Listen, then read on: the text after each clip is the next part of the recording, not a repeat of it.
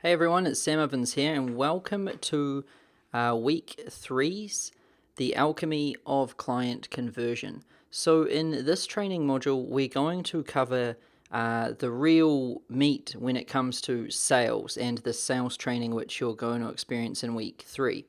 So, in the Alchemy of Client Conversion, we're going to discuss the art and the science of taking someone from an absolute stranger who's never heard about you before to a high-paying customer on one phone call. And to do that, we're going to discuss the theory and the art and the science behind converting someone from a stranger to a client. And then I'm also going to show you my exact step-by-step, word-for-word script. And this module is, it's a real beast. I reckon this one module is worth 10 times the price of this program alone, because in here I show you exactly how to sell. Like, just with this one training alone, you're going to be able to go from a total novice who's never sold anything ever before to an absolute sales master who is routinely and systematically closing deals on the phone again and again. So this video is extremely important. I'd go as far as saying it's one of the top 3 most important videos in this entire training program. So make sure you watch this one in full, and make sure you pay close attention and take lots of notes. So here's what we're going to cover. So we're going to start off with, what is the alchemy of client conversion and why is it important? So I've told you it's, the alchemy of client conversion is basically how we take someone from a total stranger to a high-paying customer on one phone call. We cover the theory, the art, the science, and I give you my script and everything. Then we're going to talk about the science behind converting a total stranger into a high-paying client.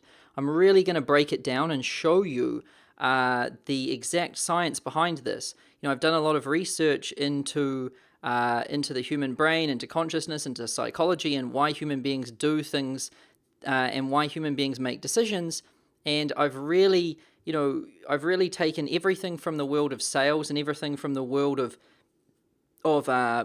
brain. What's the word for it? Like neuroscience, and everything from the world of sales, and kind of just merged them together and worked out a profound sales process which works like nothing else I've ever seen. And I'm going to show that to you here. I'm going to give you the script and everything. Then we're going to discuss important things to know about sales that nobody else is doing.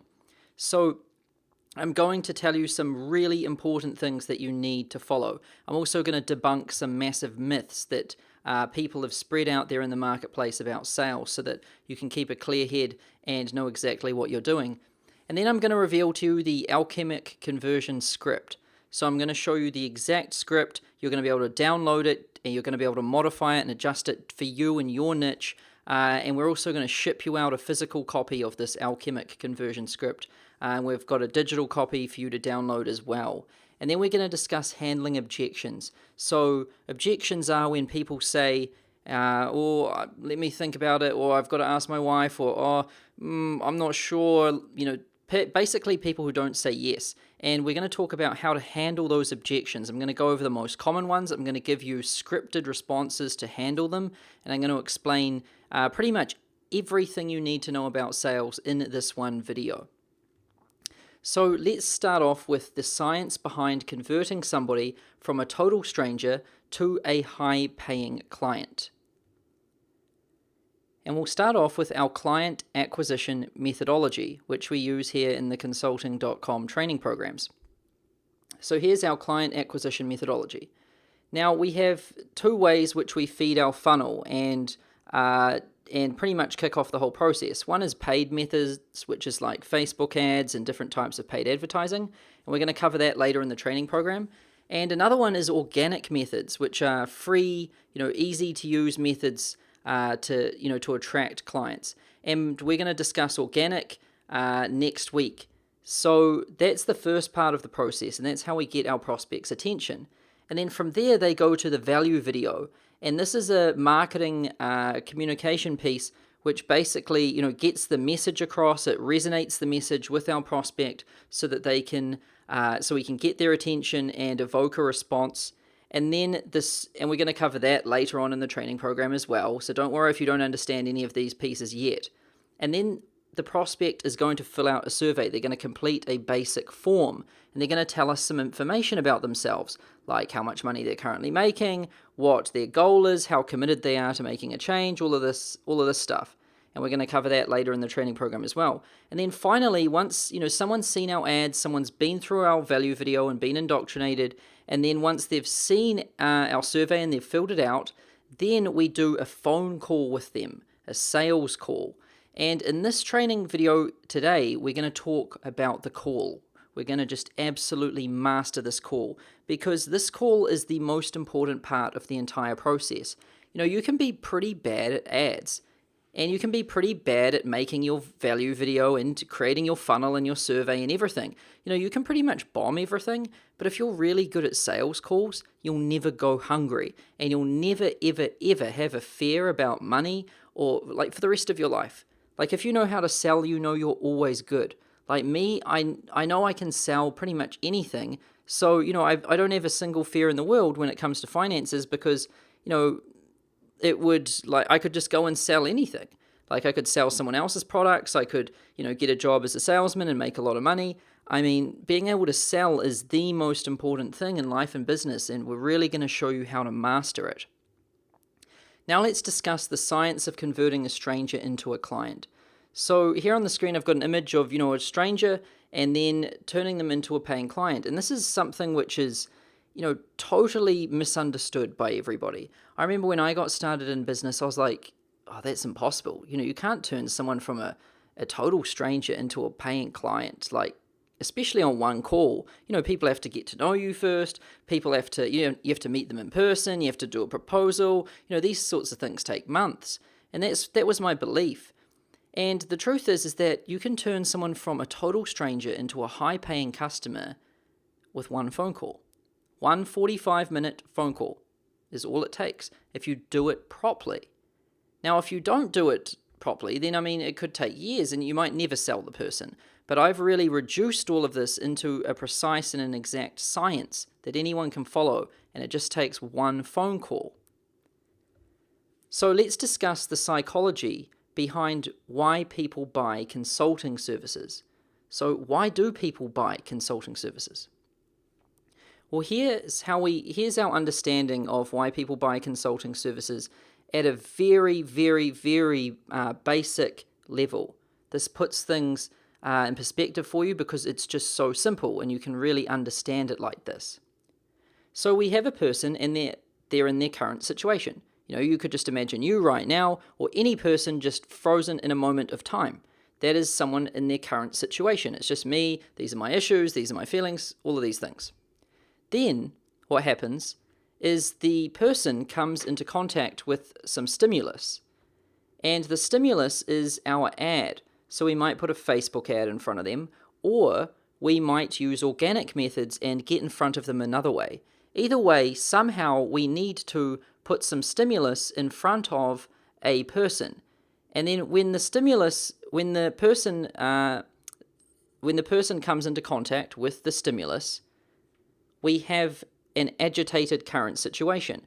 So the stimulus is designed to evoke a response. It's designed to make someone, desire to improve themselves more, or desire to solve a problem which they might have had and they've been avoiding and sweeping under the rug. The stimulus is a marketing ad and a marketing message carefully crafted to really kick someone's bruised knee and really elicit a response from them. And so I show you how to create marketing messages and ads later on in this training program, but also in week 1 we would have worked on your marketing message as well. And when your marketing message really resonates with your prospect, because you've done your research and everything properly, then you're able to take someone from their current situation, you put your message in front of them, and then you're able to agitate their current situation, and you get an agitated current situation. And what this looks like is, it's their current situation, and then they've got a desire there. They've got a desire to improve, or they've got a desire to fix a problem, and this creates agitation. It sort of creates some separation of this one whole, and it starts to look like this. And these two circles, the blue one is the current self, and the red one is the desired self. But this is at this point when we've just flashed the stimulus in front of the prospect, these things aren't very defined, they're not very clear, there's not a lot of clarity on this, and they're far from separated. It's kind of just merged into one, and it's creating a lot of confusion, a lot of pain, and a lot of agitation. So this is what it looks like after the stimulus comes into contact. And then we tell the prospect, when they see our ad or they see our organic outreach or whatever we do, then we tell them to fill out a form for a free call with us. And then because they're in an agitated situation, they fill out that form because they want to hear how they can fix this. They want to hear how they can get out of this agitated situation. And then after that, they're back in their agitated situation, they've just completed the form, and then within 1 to 3 days, we have a call with them. And I teach you all about this later on in the program when we go into the marketing funnels and the value video funnel and all of that stuff. But, within 1 to 3 days of someone completing that survey form, we get on a call with them. And if it's within 1 to 3 days, they're still in this agitated current situation. And then what we do is we jump on a phone call with them. And I'm going to show you in this module right here how we conduct that call. So we have the phone call with them. And then what we do on the phone call with them, using the script which I'm about to show you, is we start to separate these two things, the current situation and the desired situation. It's, before we got on the call with them, they're in an agitated state. However, once we get on the call with them, this script and this process helps you bring some separation from this one whole. So what we start off by doing is clearly defining their current situation and their current state. So we get some data points on that and we really check in and check their pulse to see where they're at now. And then what we do throughout the sales call is we start to stretch this desired situation further and further apart from the current situation. And then when we get it to a point which is, it's stretched right out and separated, and the prospect is like, yes, that's what I want, then we clearly define it. We define a time frame and we define a number, like how much weight do you want to lose in 12 months, or how much more money do you want to make in the next 12 months. We really separate the current situation from the desired situation, and we get clear data points for both of these things. And that's what your role is on the sales call. And then what we do is we carefully position ourselves and our offer as the vehicle to bridge the prospect from their current situation to their desired situation. What we do is we get on the phone with someone who's in an agitated state because they've been in contact with our stimulus, which is designed to elicit a agitated state. And then what we do is we start separating the current situation from the desired situation. And once we've got them nice and separated like that, and the prospect really wants to get to that desired state, we carefully position ourselves and our offer right in there as the vehicle to bridge this gap. And that is our role on the sales call. And here it says, the science of client conversion is creating separation from the agitated current state to two clearly defined and separated states. Once you have created separation from the agitated state, you must position you and your offer as the vehicle to bridge the gap between the two states. And truly masterful salesmen create separation from an agitated situation to a clearly defined current situation and a clearly defined desired situation. Then they position themselves and their offer as the key to that desired situation. And to put it simply, truly masterful salesmen don't sell things, they sell futures. And this is a profound lesson for many people in this program, is that you're not actually selling what you think you're selling. Like, if you're selling, it doesn't matter what you're selling, you're not, like if you're selling iPhones, you're not selling an iPhone. If you're selling coaching programs or consulting or personal training or any of these things, you're not selling what you think you're selling. You're selling a future. You're selling a desired situation for this person which they have in their mind. The global economy ticks each day on people, the whole world waking up and trying to buy a better version of themselves. And what we do on the sales call is we help people who are in an agitated state. We help separate their desired state from their current state, and then we position ourselves and our offer as the vehicle to bridge that. And so a profound lesson is that we're selling futures. We're selling people the future that they want and that they desire for themselves. And when you make the transition from selling things to selling futures, everything will shift for you. You will start to make a seriously large amount of money when you can make this shift. And this module right here is going to show you exactly how you can do that. And here's a pinup for this video, because this is one that you do not want to forget. So this is available for download. You can print it off and put it on your wall below this video in the resources section. So it says here, the art of sales is to create separation. So truly masterful salesmen create separation from an agitated situation to a clearly defined current situation and a clearly defined desired situation. They then position themselves and their offer as the key to that desired situation. And truly masterful salesmen don't sell things, they sell futures. Now here's some important things to remember. Now the first one is you can consume this training module in 2 hours, but mastery takes a lifetime. And it's really important to remember that, because I'm going to show you everything you need to know about sales. I'm going to give you the script, I'm going to explain the science and the methodology and everything, but you're going to have to come back to this training video and watch it again and again.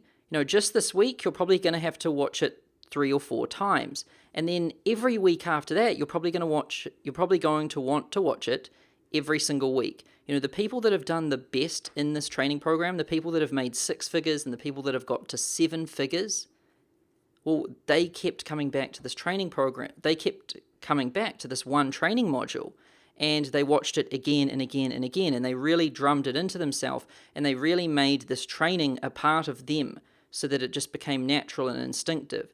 And that's one massive point I want to get across to you, is don't just watch this in like 2 hours and think, I'm done, all right, that's it. Because you're going to have to come back to this training again and again to really start mastering it. And then if you think you're not that good at sales and you're going to have issue with this sales process and this sales script, well, tell me, how many sales calls have you done? And, you've probably done none. Of course, if you've done 0, then of course you're no good at sales. If you've done less than 30, of course you're no good at sales. You don't get good at sales, you don't get really good until you've done a lot of calls. And a lot of people think that I'm born a good salesman. A lot of people think, oh, Sam, he's just a natural salesman. He's just, he was just born with it or something. And that's not true. I was scared of the phones. I was petrified of the phone. I couldn't even really be in the same room as the phone, let alone make a sales call and let alone close anybody. So if you think you're bad, believe me, I was way worse than you when I got started. I had no idea what I was doing, and I was totally scared out of my mind. And how I got good is I did 1,600 sales calls. And so that's how you're going to get good too. You're going to start doing this training. You're going to come back to this video again and again and again. You're really going to practice it, and you're going to do a lot of calls, and you're going to master it. And understand that you're going to have to refer back to this training weekly for the next year. And you're going to have to record your sales calls and learn from them and practice. So what you're going to do is you're going to record all of your sales calls using call recording software, which I'm going to show you in week 3 of this program. And then you're going to come back and revisit your calls and think, where did I go wrong? What did I say right? And then you just want to do less of what doesn't work and more of what works, and you want to optimize it. And the words which you trip yourself up on, you want to remember what those are, and then you want to practice them in front of the mirror and practice them again and again so that you can get the words coming out smoothly and you can get the words coming out with confidence. Now I want to cover something very important called the ethical use warning. So this is very important, so pay attention. So this process is so powerful that you will have the ability to convince literally anybody to do anything. And I ask that you use this process ethically and only sell to people you can actually help and add value to. And honestly, I could sell anything to anyone, even if I didn't know what it was, because I have the ability to position myself as a vehicle to somebody fulfilling their greatest desires. And I ask you to use this sales process ethically and use it with warning and honesty. This sales process is profoundly powerful. This is not a joke when I put this warning in here. I want to make sure, I'm going to teach everyone into a masterful salesman, but please make sure that you use it ethically, and please make sure you only sell people who you can actually help out and add value to. And if anybody is caught, using this in a bad way, then, you are going to have a lot of trouble to deal with. So, make sure that you use it properly, you use it ethically. Now let's discuss the before call preparation. Now, before the call, this is what you want to do. And you don't want to forget this because, a lot of people, they do this the first couple of times and then they forget. But these things are important, even if you're a veteran salesperson. So the first one you want to do is release your attachment to the yes. Now, a lot of people, when they get on a sales call, they just want to close the person and they want to get a yes. They want to make money. And there's nothing wrong with that, but it ruins the sales call. Quite often when you get on a call and all you want is the yes, then you mess it up and you don't get the yes. And so what you want to do is release all of your attachment to the yes. You want to go on to the sales call without any attachment to closing the person. And what you want to do instead is put all of your attachment and all of your emotion and energy onto an accurate diagnosis. So the best way I can describe this is with an example from the medical profession. So, you imagine that you go into a doctor's office and you walk in there, and then the first thing the doctor says is, "Oh, hey, I've got these new drugs for you. They just came in. They're really good. I think they can really help you out. They're really good. They're really good drugs, and you definitely need them." Well, the first thing you're going to say is, "Whoa, why do I need these things?" And in the medical profession, a prescription before diagnosis is malpractice, or a prescription without diagnosis is malpractice. And if a doctor started prescribing you things without accurately diagnosing you, then they would lose their job, they'd probably go to jail, and they could even kill somebody. In fact, if they did it for long enough, they definitely would kill somebody. And so in sales, it's very much the same. The punishments aren't as harsh, but you don't want to get onto a sales call with an attachment to selling someone a particular thing, because that's just like the doctor knowing that the next person that walks in the door is going to buy this drug. That's not how it goes. You want to have your attachment onto an accurate diagnosis.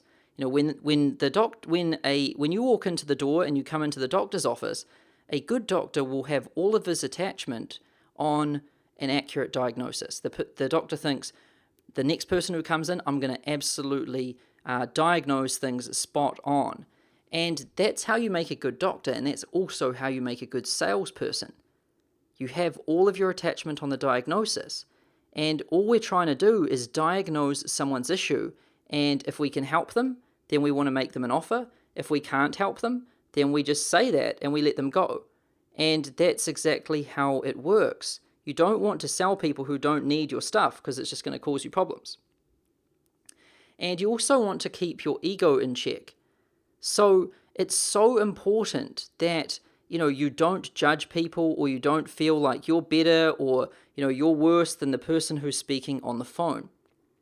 And so it's pretty. I've had to train myself a lot because when I get on these sales calls, I really have to bite my tongue, because some of the stuff people say is really crazy. People say wild things, and sometimes I get really, sometimes I'm like angry, sometimes I think the person is stupid, sometimes I think this person's business is just an absolute disaster. I think all sorts of different things, But what is crucial is that I have to keep my ego in check.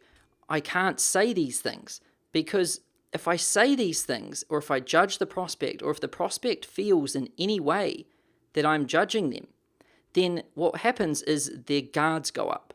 And as soon as you as soon as you put someone's guards up, then you've lost forever. It's done. The sales call's written off. There's no hope in ever bringing it back. Because once you flick someone's guards up, it's impossible to close them, even if they should buy your product, because now they're just going to fight to the death just to, keep their ego.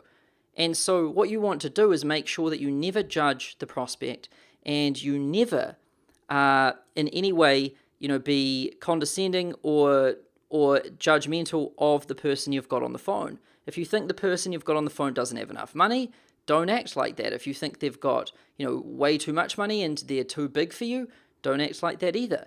You just want to have your ego in check, and you don't want to make any judgments. And understand that you and the prospect are there for different things and for different reasons. So you're on the sales call because you want to diagnose this prospect and see if you can help them or not. And if you can, then you want to sell them what you have. That's what you're on the call for. Now, the prospect is quite different. A lot of the time we think a prospect is on the call to buy something from us, and sometimes they are. But more often than not, the prospect is on the call with us to get options. Prospects are constantly in option hunting mode. They've got a problem, they've got a current situation and a desired situation, and they're out there every day looking at different options. And once they see a good option, they store it to memory, and they go out and they look for other options. Now, when someone gets on a sales call with you, the one thing they're going to want to do is take away an option. And it's really important to remember that. And the other one is that you want to understand that sales is not a game, and it's more meeting people heart to heart. So a lot of people think sales is a game. It's like about tricking people or having this little word here or this little word here, and it's not like that at all.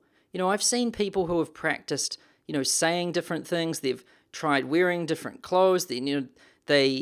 They try being really powerful or really aggressive on the phone. I've seen people try every trick and gimmick in the book when it comes to sales, and it doesn't work. It might make a difference of 1%, but the real art of sales is meeting someone heart to heart. It's thoroughly understanding someone's current situation, thoroughly understanding someone's desired situation, and then just honestly telling them whether you can help them or not, and if you can, getting them on board and working with them. So that's what sales is about. Now, here are some best practices when doing sales calls. So first of all, you want to print out the survey 10 minutes before the call and look it over. So when someone applies for a call with you, they're going to complete a survey. And I'm going to give you that survey and everything later on in this training program when we start building out your funnel and your process and all of that stuff. So don't worry about it now. And then what you want to do is be in a quiet room without noises and distractions. So it is so important that you have a dead, quiet environment. I hear of people doing sales calls in their car, or I hear of people doing sales calls, where there's dogs running around and barking and kids crying and then doorbells ringing and all sorts of rummaging around. And guys, that is just a surefire way to mess it up. And no one's going to take you seriously if you're not taking the call seriously. And one way to take a call seriously is to make sure that it's dead quiet and the prospect has your clear, undivided attention. And you also want to use headphones so that you can take notes and have your hands free to express yourself. So when you use headphones, you don't have to hold the phone up to your head. And when you've got headphones on, that means that your hands are free. So throughout the call, you can take notes. I like to keep a moleskin notebook, just a small one, which you can grab on Amazon. And we're also shipping you out the Alchemy notebook in this training program. So as soon as you get that, that's just like a moleskin notebook, and you can take notes in that. And what I like to do is have that open in front of me, and I take notes throughout the call. I write things down. I put bullet points there and I write it all down. And so you want to take notes. Taking notes is extremely important. The other thing you want to do is have your hands free so that you can express yourself.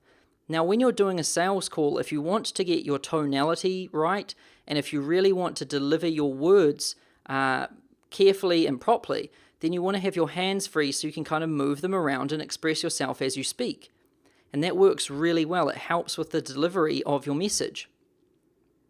And then what you want to do is have in front of you just your notepad and the prospect survey so you have no distractions. So in front of you on your desk, your notebook, your Alchemy notebook, and printed out your prospect survey with the information about them, and that's it. And then you can use your phone or Skype to call them, and you've got your headphones in, and you don't have any distractions. You're not looking on your phone, you're not looking at a TV, you're not browsing around on your computer, none of that. You just want to give them your clear, undivided attention. And then what I like to do is I like to use audio only, and I like to use the phone. And this is so that I can use silence and complete focus as tools of persuasion. So a lot of people like doing video calls, like on Skype or whatever, or Facebook Live. I don't like that at all. I just like using the phone because it removes video out of it. It makes it way easier, and you can use silence with a lot more power. And you can also focus more because you're not distracted by the video. It's totally up to you. You can use video if you want to, but if you're asking for my recommendation, I thoroughly recommend you just use audio. Then the last one is release all emotion from the day's stresses or previous calls and be in a tranquil state ready to give your prospect your full undivided attention. And guys, this is seriously important. When you get on a sales call with a prospect, you can't carry any baggage from the day with you. So if you're having a really bad day, or if you're completely broke and just terrified about money, or if the last 5 calls you did before this one all ended in no's, or if you're got a headache or whatever, you have to let go of all of that. You can't bring stresses and all of this stuff onto the call with you. If you bring that stuff onto the call with you, you're going to mess it up. And so you have to get into the habit of getting into a calm, tranquil state and just give your prospect your full undivided attention for the entire call.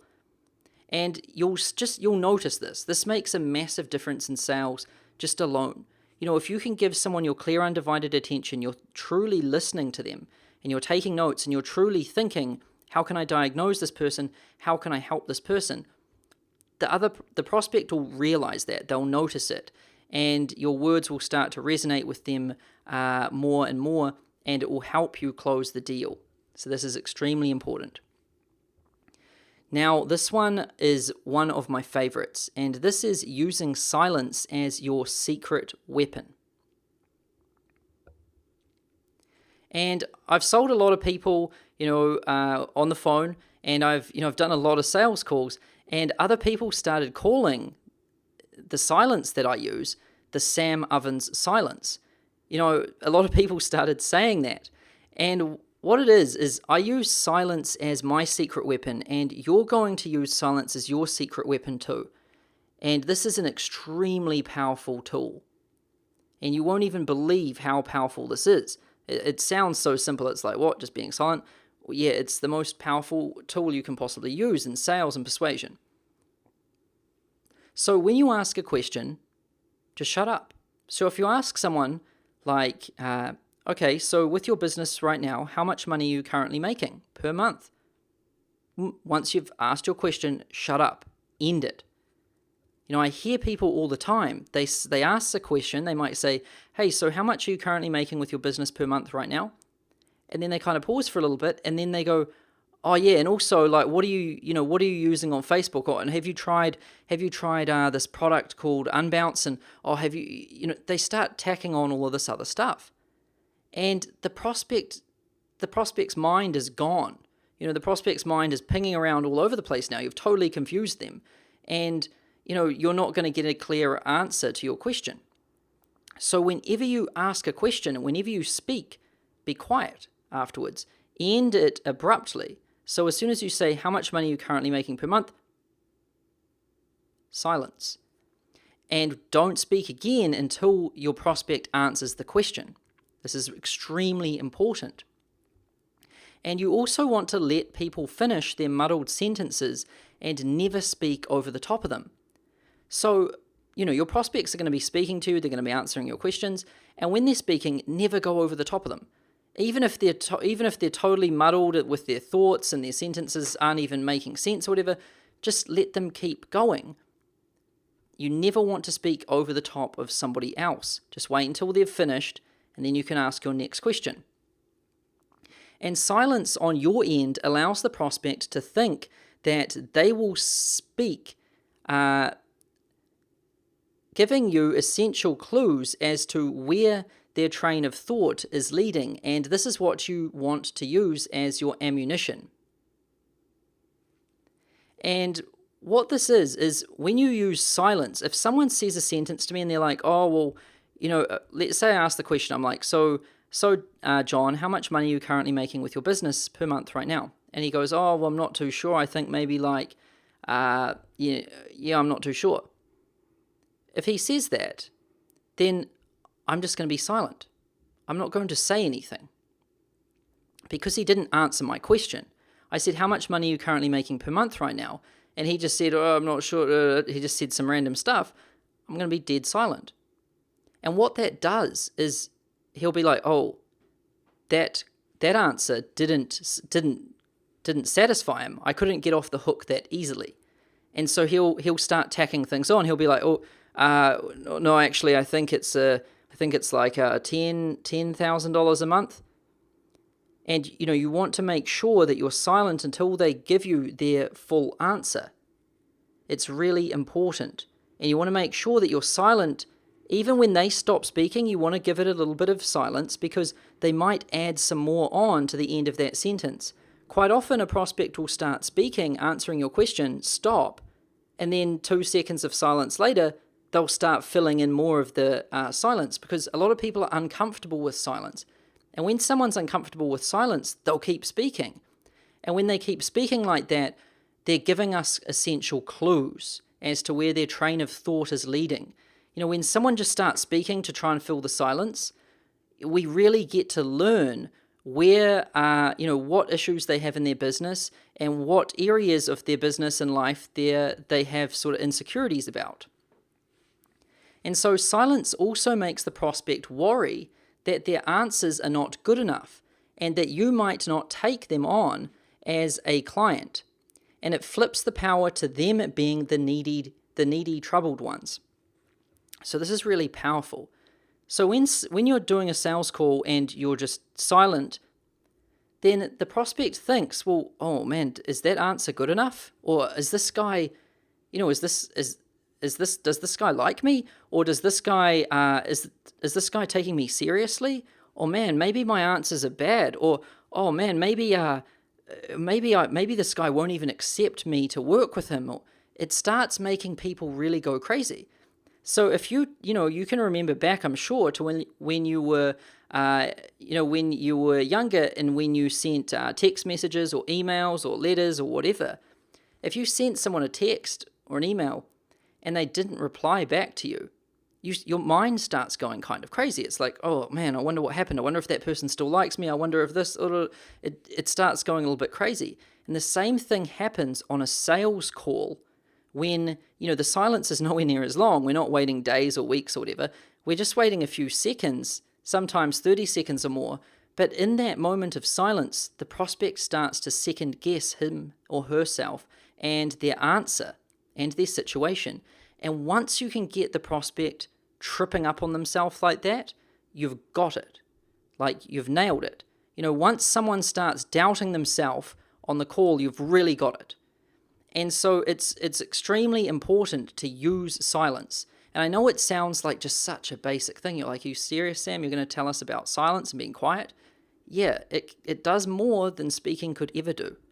So make sure that you build this in and you really practice it when you do your sales calls. And the next one is to let people sit with the weight of their pain. And so whatever you do, do not solve the prospect's problems and pains. So I see this all the time. People get on sales calls and they think it's their job on the call to help the prospect out and to just solve all of their problems on the call. They start asking them situation questions. They're like, okay, so tell me, how are you currently getting customers, and what problems do you have right now? And as soon as the prospect sees a problem they've got, like, oh, I've got this problem with ads, Facebook ads or something, the salesperson just dives in over the top and they're like, oh, Facebook ads, have you tried this? Have you tried bots? Have you tried video ads? Have you tried this? And they just start solving the problem. It's like they were just, the salesperson was just waiting there just for something which they could jump at and start a conversation about. And you can't do that. You are not on the sales call to solve the prospect's problems. You're not on the sales call to give advice or educate or coach or train or consult. You're not there to help them solve their problems or their pains. It is so important. It is crucially important that you do not solve. And when your prospects state their current situation, their problems and their pains, do not jump in and start coaching or solving. Just say, okay.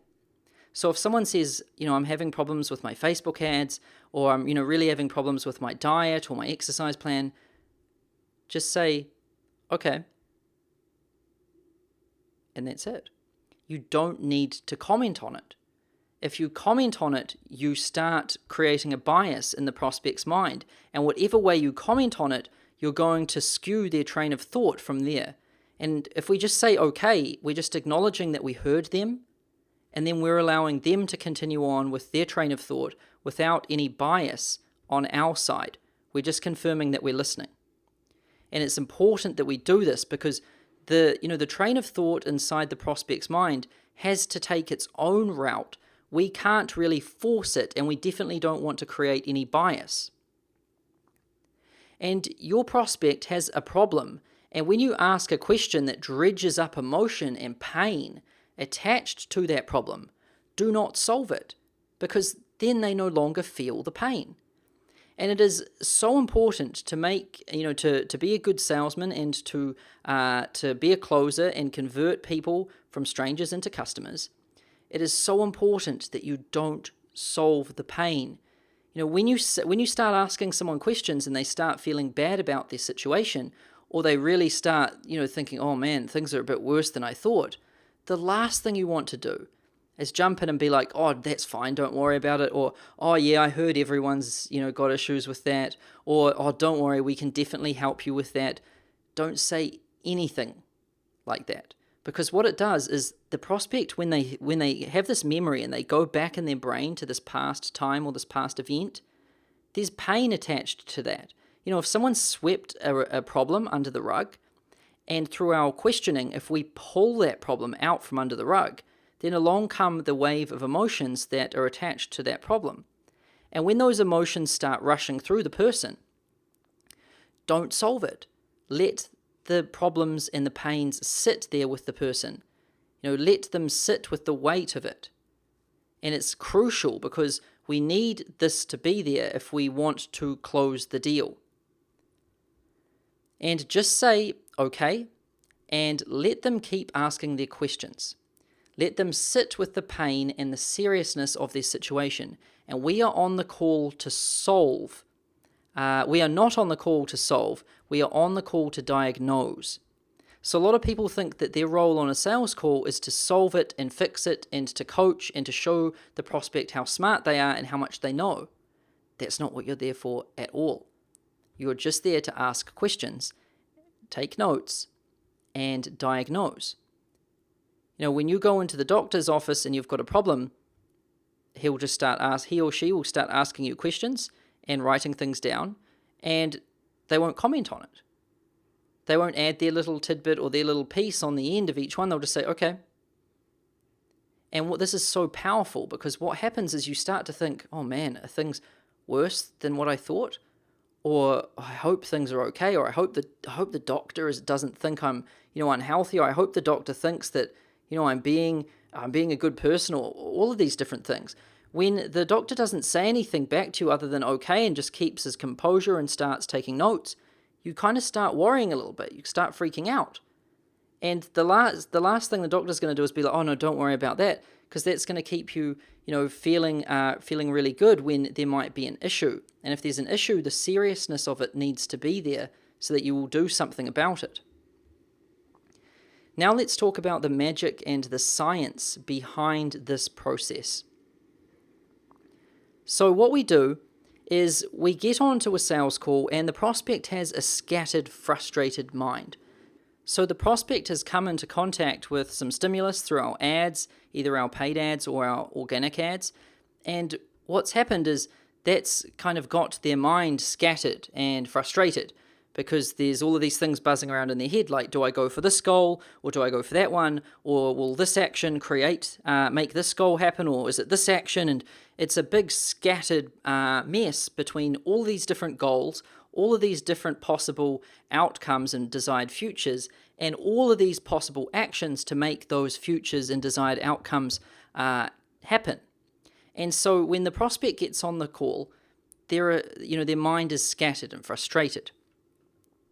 And then what we do is through our strategic questioning and our conversion script, which I'm going to give you very soon in this video, through asking the right questions, we're firing the right neural path.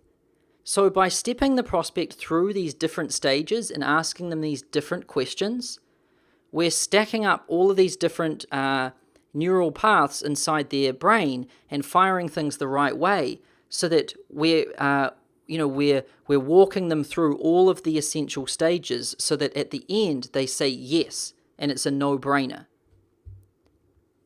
And then at the end, once we've done our questions correctly, and once we've been through our script and all of the stages, what we achieve in the mind of our prospect is a perfected state of clarity and decisive action. So when someone comes on the call frustrated and scattered, and then we are able to get them into a state of clarity, then that's perfect, because now they're ready to act. If the prospect comes on, they're like, this is it. This is exactly what I want. Wow, this guy was able to state things clearer than I was able to state them myself. He thoroughly understands my problems, my business, my situation. He thoroughly understands everything.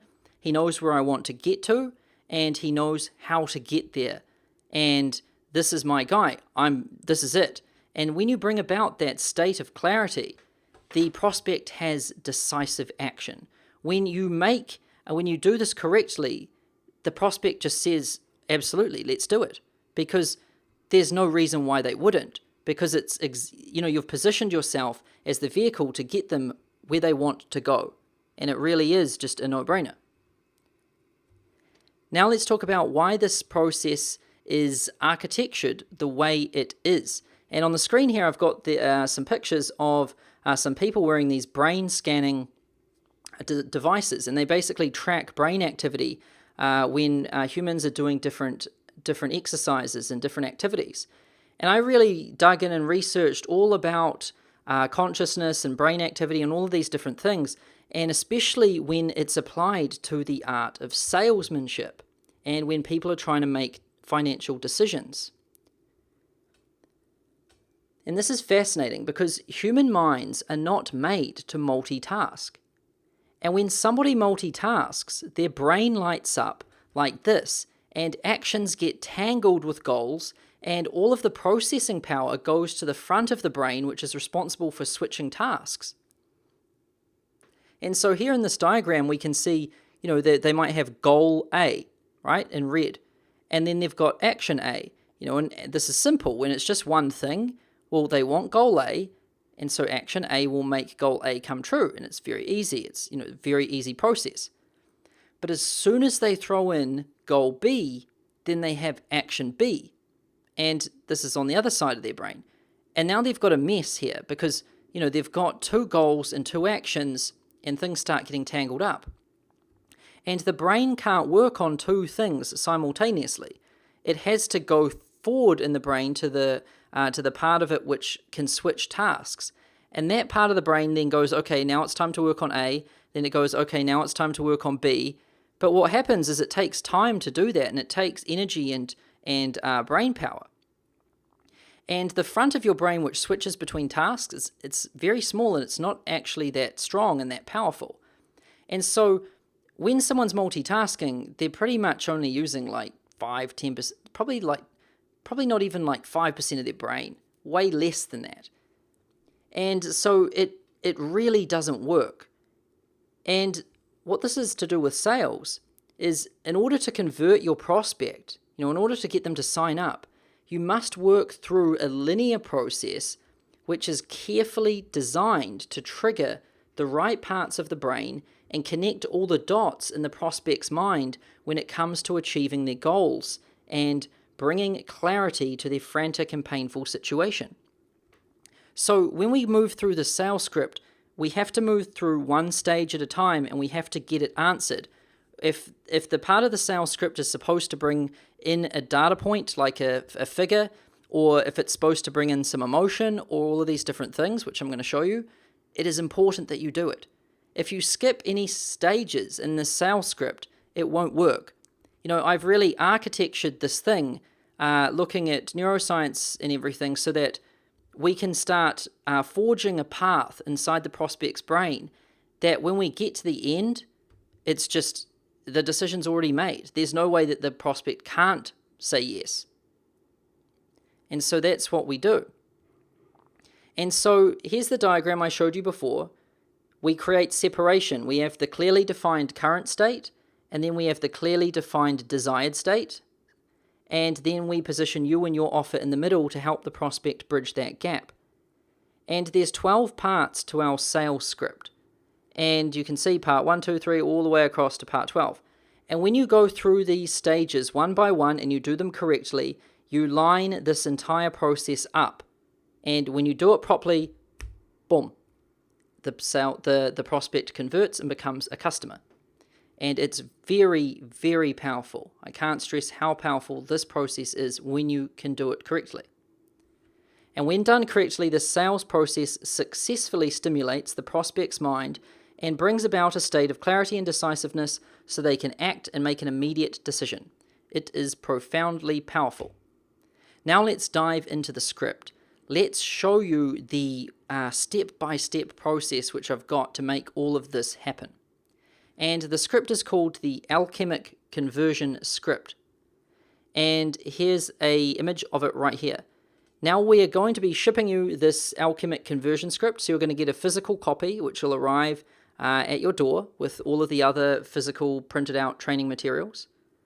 And we also have included a digital copy for download below this video. And what I'm going to do right now is walk you through the Alchemic Conversion Script and explain to you how it works. So the Alchemic Conversion Script is a clearly documented methodology and step-by-step process for converting a total stranger into a paying client with one phone call. And here's part 1. We're going to go through the 12 parts one by one and explain how it works. So part 1 is small chat for 2 to 3 minutes. So, when you first start off the call, you just want to talk about some real basic stuff just for like 2-3 minutes, maybe even 1 minute. And then you're going to jump right into it.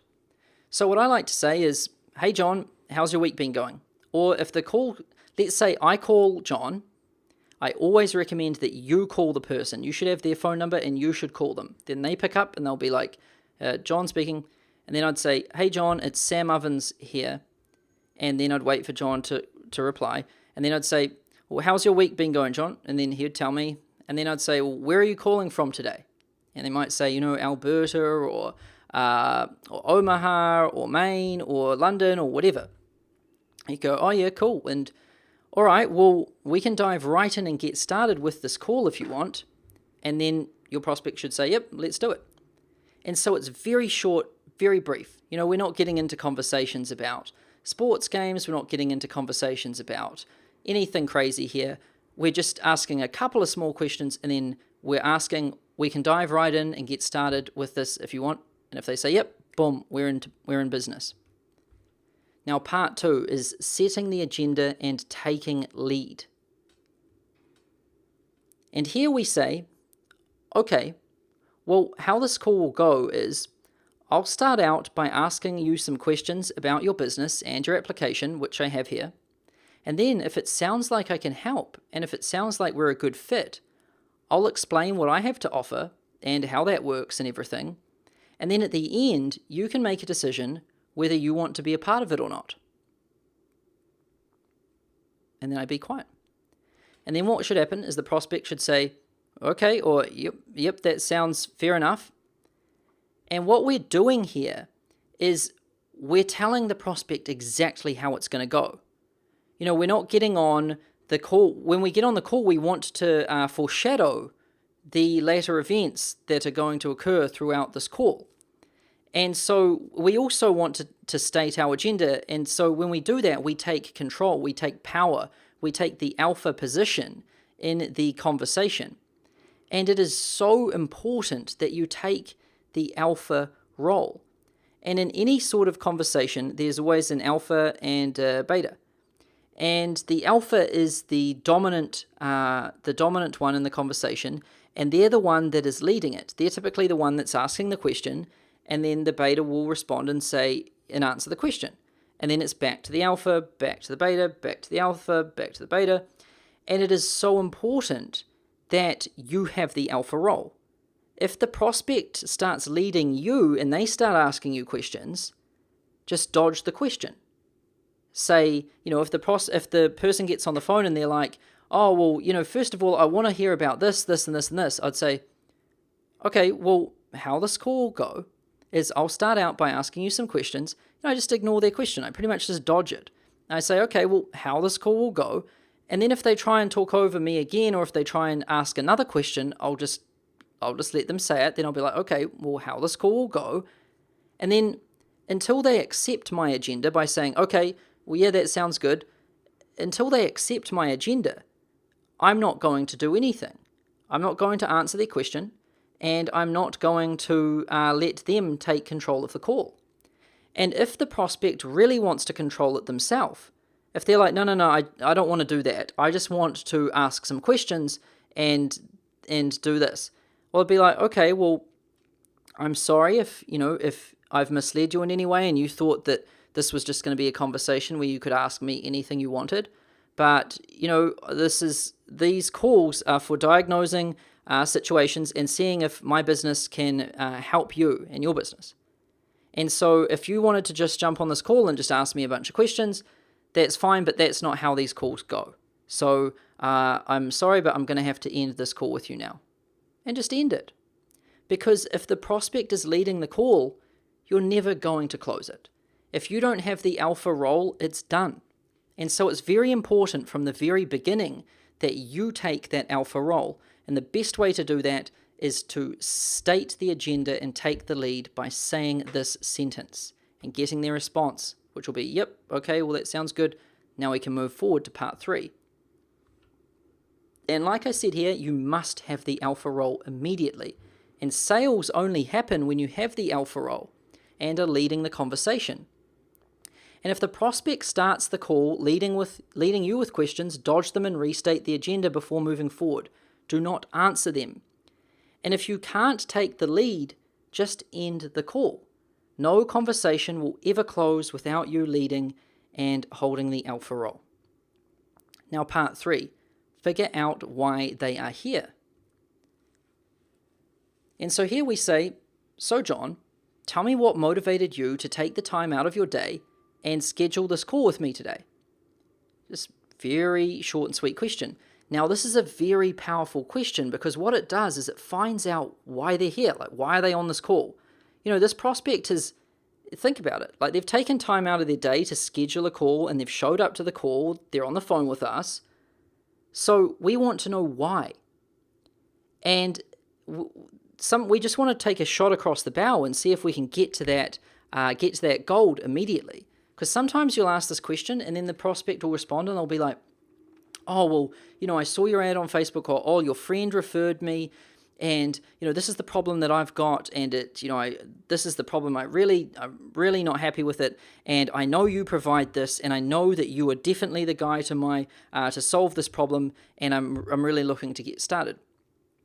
I'd be like, okay, well, the person just told me everything, and that's the best thing that can possibly happen, is we just get the full story about why the person's on the call, and right away we can see why they're there. But sometimes the prospect doesn't give us an answer that clearly, because sometimes the prospect doesn't even really know why they're on the call, but there's something which is kind of pulling them onto the call because they're dissatisfied in some way or another, and they've got a feeling that you might be able to help, but it's not that clear to them. So with this question here in part 3, we're just kind of taking a shot across the bow and seeing if the prospect will reveal to us exactly why they're here. If their answer is not so clear, or it's more mumbled or anything, that's totally fine. We can still write it down, and then we can move on to the next part. The next step is part 4, understanding their current situation. And in this section, you want to the way you want to think about it is, you want to think that you're like a private investigator, or you're someone who's hired to conduct a thorough analysis of, someone's business. And, you want to ask all the questions you can to really thoroughly understand the person and their business and their problems and everything. You really just want to understand here. And so we ask some different questions like, okay, John, well, tell me what it is that you're selling. What services are you selling? What products are you selling? And then I'm going to write that stuff down. Then I might be like, okay, well, how are you pricing that? What are your prices? And then, who is your ideal customer? Who is the person that buys this product or this service? And why do people buy your product or service? What's the big promise? We really want to know why. Why do people buy this? And then, what is the sales process from stranger to client with you? We want the prospect to walk us through how they get clients end to end. We want to understand everything. And this is a big one. If the customer or the prospect is selling multiple products or services, we want to know what makes up most of their sales volume. So when we ask, okay, so what are you selling? And if the prospect says a range of different things, like they've got 4 programs, or 4 products which they've got, or maybe 5 or whatever, we want to understand which are the most important ones. So we might want to say, okay, well, out of those 4 products you told me, which ones make up the majority of your sales volume? Because I see people make this mistake all the time. They say, the prospect will say their 4 or 5 products or services they have, and then the salesperson will latch on to just one of them, 1 out of the 4. And then they'll spend the rest of the call kind of probing around that one product or service, and then positioning themselves as the solution to sell more of this product or service. Then they'll get to the close, and the prospect won't buy. And it's because the product or service which they latched onto and started using as ammunition throughout the call only makes up 5% of the person's, or 5% of the prospect's sales. And so if you are positioning yourself as someone who can help someone sell a product which doesn't matter to the company, well, they're not going to say yes. But quite often you'll find that one product or service which a company has is making up 80 or 90% of all the money they make. It's like the 80-20 principle. We see that everywhere. And we want to know what that one thing is, because that way we can understand where, which product or service we're going to talk about throughout the program, throughout the sales call. And you want to make sure that you're writing all of this stuff down and forming an accurate picture and understanding. And you're going to spend, quite a bit of time in this section here. I would say you could spend, 5 to 10 minutes really just asking questions and thoroughly understanding the prospect and their business. Because it's impossible to sell someone something unless we understand who they are and what sort of business they have. And that's what we're doing in part 4. And it's important to take notes here because you just can't remember this stuff, and you're going to use it later on in the sales call. And then part 5, is to gather data and cause self-inflicted pain. And here, something really cool starts to happen. So, if you've ever been to the doctors and they start asking you questions, like let's say we go into the doctor's office and, we've got a flu or a cold or whatever, and the doctor's like, okay, well, when was the last time you had a checkup? And you say, and then he's like, okay, well, what's your diet been like recently? Or have you been going to the gym? Or how much water are you drinking? What time have you been going to sleep? What time have you been waking up? And, the doctor's not judging us in any way. They're not responding to any of our questions, to any of our answers. They're just asking questions. But through the very nature of asking those questions and us answering them, we start to feel kind of guilty. We're like, oh man, like I haven't been eating very healthy, and I've been going to bed late, and I probably could be drinking more water. This is what we're thinking as we answer the doctor's questions. And it's very powerful because without being judgmental or without even saying anything, through very good questioning, we can start to make the prospect cause self-inflicted pain upon themselves.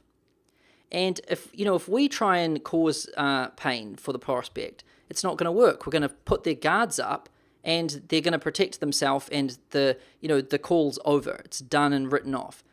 It's like if you went into the doctor's office and the doctor was just like, oh, you don't look very healthy today. I mean, you're definitely not drinking any water, are you? Or are you even sleeping? Or what's wrong with you? If the doctor started saying that to us, we'd be like, whoa, what's your problem?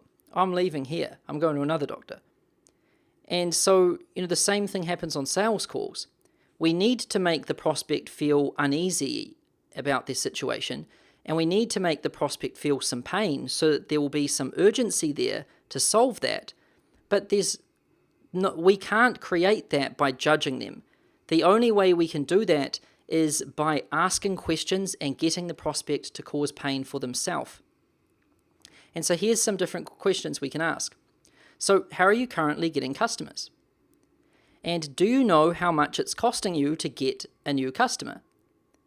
And do you have a proven process in place to get new customers at will? And are you comfortable relying on this style of running your business? And then how much money are you making per month with this business right now? And this last one is in bold with an asterisk next to it because you must get the answer to this question before moving forward. And we need an exact data point and unit of measurement. And if they don't know, get them to think. They must tell us. They must say a number. And so if you're selling, business consulting, then the data point which you want is how much money are they currently making per month right now. However, if you're doing some sort of fitness or diet or health consulting, then you really need another data point. You need how much do you weigh right now? Or, how many days out of a month would you say are you feeling happy or not stressed? Or how many good nights sleep are you getting a week? We need some unit of measurement so that we can accurately, we can get a solid data point for their current situation. Because if we understand their current situation just with words, that's good, but it's not precise enough. There's nothing we can really use to measure it. And so we need to get all of the words, but then we also need to get a number and a unit of measurement. And so in business, it's how much money are they making per month. With other sorts of consulting, you have to find a data point that's going to work for you. And it's so important that we get that data point. If we don't get it, then the sale is not going to close. So make sure you get it. And I know a lot of people are kind of uneasy about asking people, well, how much money is your business making per month right now? But seriously, it's in the world of business, it's a normal question. It's not something which people are cagey about. It's not like we're asking an employee what their salary is. We're just simply asking how much money are you making per month right now? And the business owner will tell us. Very simple. And you want to write this down. And then part 6, figure out what they want. And so here I say, okay, John, well, where do you want to grow this business to in the next 12 months? And so I'm asking John, where he wants to take this business.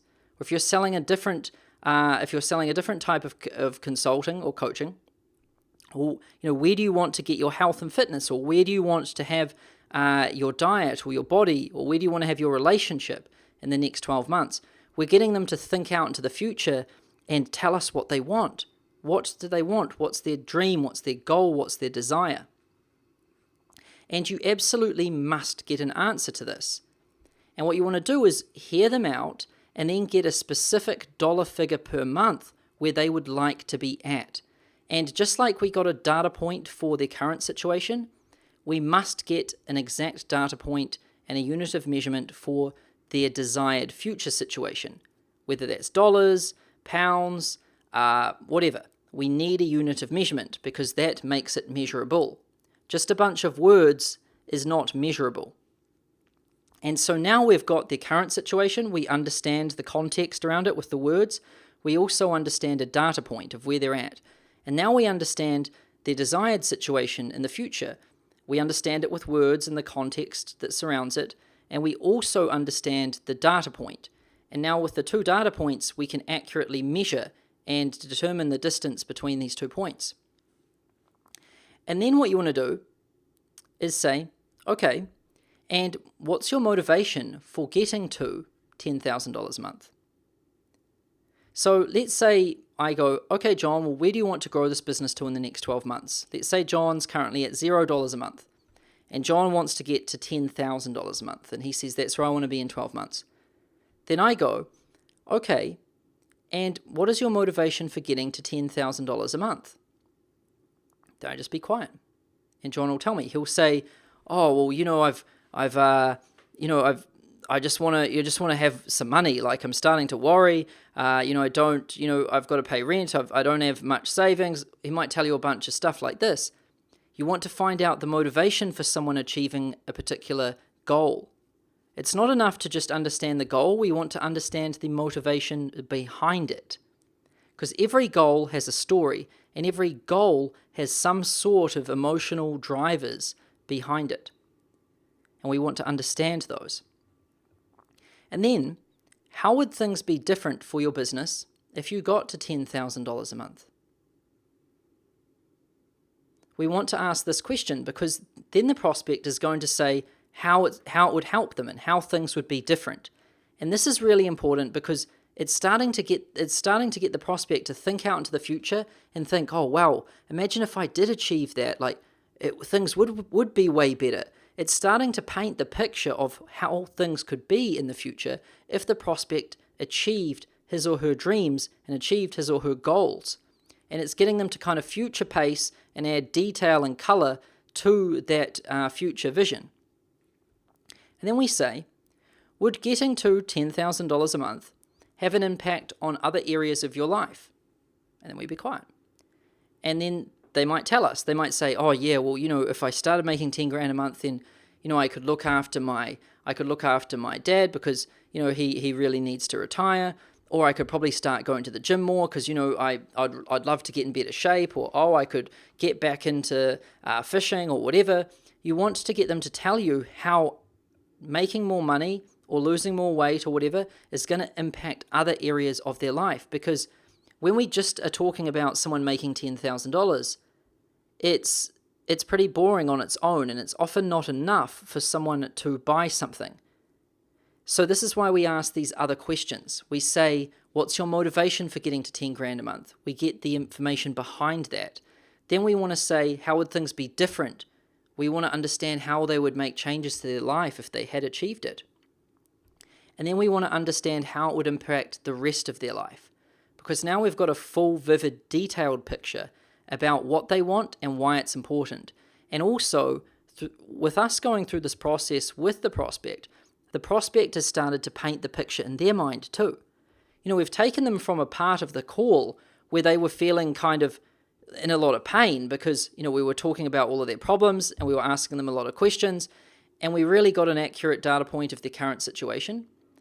And now we've kind of flipped it on its other side, and now we're talking about out into the future and how big things could be, and how these, how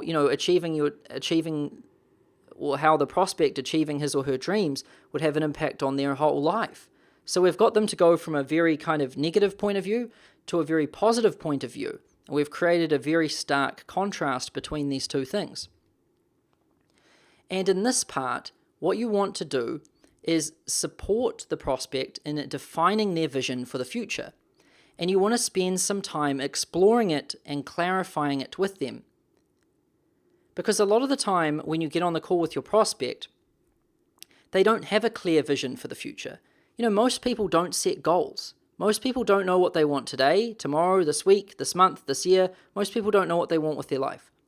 And so if someone doesn't have any desire, then it's pretty much impossible to sell them anything. And if they only have a small desire, then it's also pretty much impossible to sell them anything.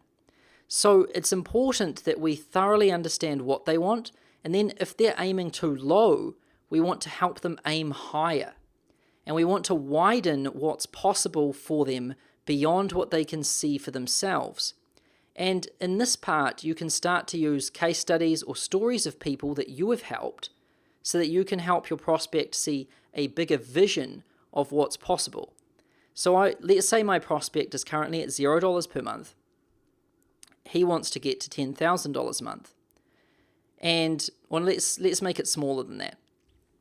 Let's say my prospect is currently at 0 and they want to get to $2,000 a month.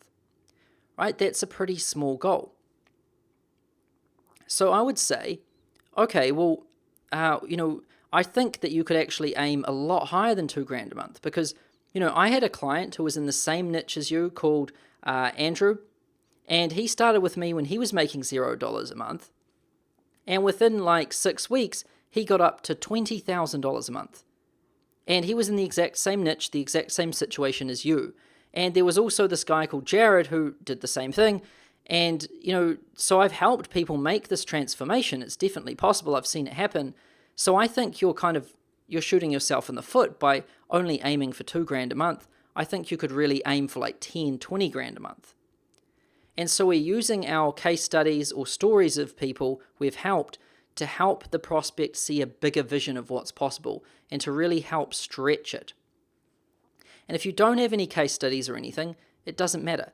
You can still help the prospect stretch their vision of what's possible without case studies. You can just start saying to them, well, I think you could aim a lot higher than that.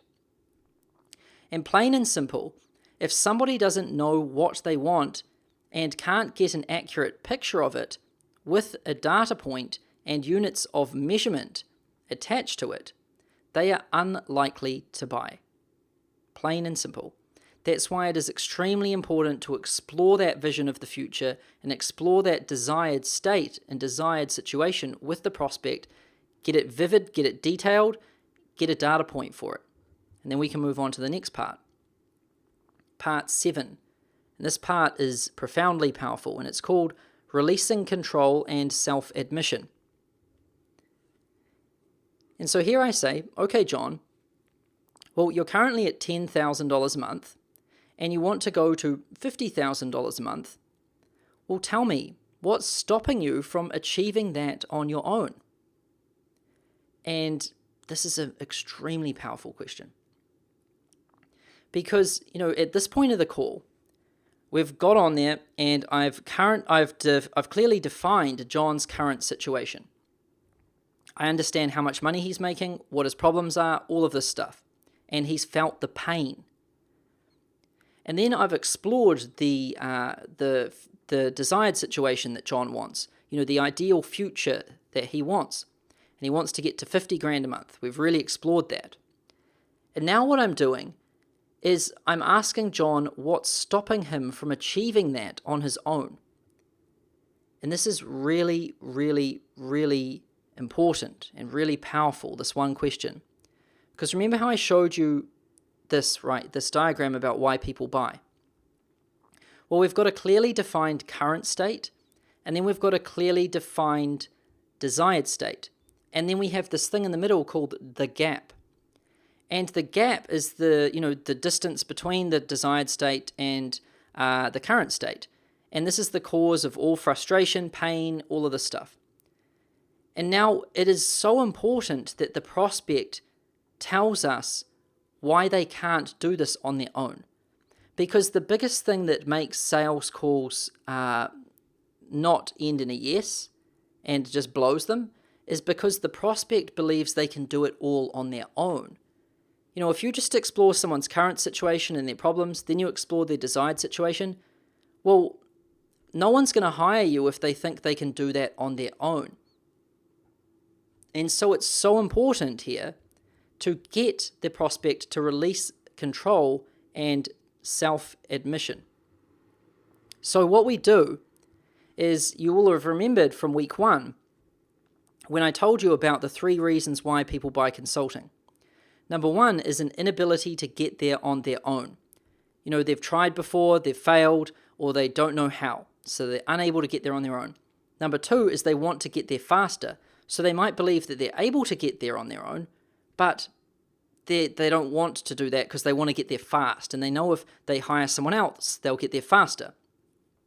And number 3 is they want to use a proven system and have guidance from somebody who has actually done it. So they want to just follow an expert. They know if they try it alone and they haven't done it before, then there's a very high chance that they're going to mess it up. It won't work, it might take time, and it's probably going to be a waste of time when they could have just hired an expert anyway. And so they want to use a proven system. These are the 3 reasons why people buy consulting and coaching services. And when we're doing the releasing self-control, or releasing control and self-admission, we're really getting the prospect to say, we're trying to get them to say one of these 3 things. We're really looking for one of these 3 magic responses. And so, releasing control and self-admission, part 7. So, okay, John, well, you're currently making $10,000 per month, and you want to go to $50,000 per month. Tell me what's stopping you from achieving that on your own. And you're listening for those 3 magic statements before moving forward. And if they don't think anything is stopping them from doing it on their own, you will not be able to sell them, because that is the biggest objection. If they think they can achieve success on their own, say, that's awesome, and if that's the case, they won't need your help and you can try to end the call. So if someone's like, oh, nothing's stopping me from doing that on my own. Yeah, that's easy, I can do it. I'll be like, okay, John, well, that's awesome. It doesn't really sound like you need my help then. So, I guess there's no point doing this call. And just like that, I kind of just end it. And that's very powerful, because what happens is the person's like, oh, what? No, I want to hear what you've got to offer. And I'm like, well, what's the point, John? You just said that you could do all of this on your own. You know what to do. Well, why don't you just do it? And it's important that I end the call here if the prospect believes they can do it on their own. If the prospect comes around and says, okay, you're right, like, I need someone who's done it before, then sure, I'll keep advancing the call, but I need one of those 3 magic statements, or words to that effect. They don't need to be those exact statements, but they need to be something similar to those statements so that we can advance the call forward. Because if we don't get the prospect to release their control and self-admission, then we can't close them. Because if there's any inkling of thought that the prospect believes that they can do this on their own, they're not going to pay us to help them. Then part 8, gaining commitment and wrapping in emotion. So here I say, okay, John, so you're currently making $10,000 a month. Why not just stay where you are? And this is a powerful question, because, someone could just stay where they are. And we want to know why they don't want to stay where they are. Because they might, and then that might get them to say like an emotional thing. They might say, oh, well, I can't stay here. Like, I can barely cover the bills, and I've got, a newborn, which, I need more money for, or I've got a kid who's just about to go to college, and I want to pay for their tuition and all of this. And so it's important to ask, why not just stay where you are right now? these questions are designed to wrap emotion into the conversation. And logic alone is not enough to get someone to make a decision. We need logic, and we also need emotion, and we need feelings to wrap in and help create this neural pathway in the prospect's brain. Okay, and is not having this affecting any other areas of your life? So here, this question, the prospect might say, well, yes, it's affecting my personal life. I'm stressed, I'm worried all the time, I'm not having as much fun, I'm not looking after myself, I'm not going to the gym, I'm not eating well. They'll start asking things like that. And okay, and when are you wanting to fix this? So we ask them a timing question. We're looking for someone to say the answer now. I want to fix this now. Because it's important that we understand the prospect's current situation, their desired situation. It's important that they admit to us that they can't do it on their own. But it's also important that we understand that they want to do it now. And so we're really listening to make sure they give us a question that's about now. And if they give us a question which is like later in the year or in a month or whatever, just end the call. Just say, okay, well, it doesn't really sound like this is a good fit. And they'll be like, what? Why isn't it a good fit? Well, you said you said this isn't something you want to do right now. And so, I recommend that you just reach back out to me in a month's time or 6 months' time. Because there's no point in us giving them the option to buy if they're not going to buy. So we're listening to the answer to this question so that we can determine whether we advance the call further and give them the option, or whether we just end the call here and keep the option. And then we ask the question, okay, and I know that you're wanting to fix this now, but how committed are you to making this happen? And the response to this question always brings in the emotional drivers. Responses like being a single mother or having just gone through a divorce, etc. And there is always a powerful underlying reason why somebody wants to make more money in their business, and you need to uncover that here. You really need to understand that. And we're looking for someone to say, this is affecting other areas of my life. I want to fix this now, and I'm extremely committed. We're looking for those sorts of responses here. Then part 9, acknowledge the gap and get permission to share. And so here we go. Okay, John, well, I can definitely help you with that. I think you're a good fit for what I do. Would you like me to tell you about that? And then we just be quiet. We wait for the prospect to say yes. And so we're saying here, well, I can definitely help you with that, and I think you're a good fit, and and then we're getting permission to share. We don't just want to start talking about ourselves. We want to ask them, and they want to say, yes, I do want to hear about that. And then we're like, okay, and then we will tell them in this next section. Part 10, state what you are an expert at. And so here we say, very simply, well, my area of expertise is helping blank to blank by blank. And we completed this in week 1 where we created your marketing message. And you could say, well, my area of expertise is helping accountants to get more customers through Facebook advertising. Or my area of expertise is helping single men who are struggling to find dates, to get back into dating and find a girlfriend through going out and learning all of these different dating tips, right? And typically, I work with accountants who are struggling to get clients, and I help them to get a lot of clients. And we do this through Facebook ads. So here we say our blank to blank by blank statement, and then we say typically we work with these people and we help them to achieve this. And what's important here is you want to say typically I work with and describe the prospect's business here. And I help them to and state the desire that they have there.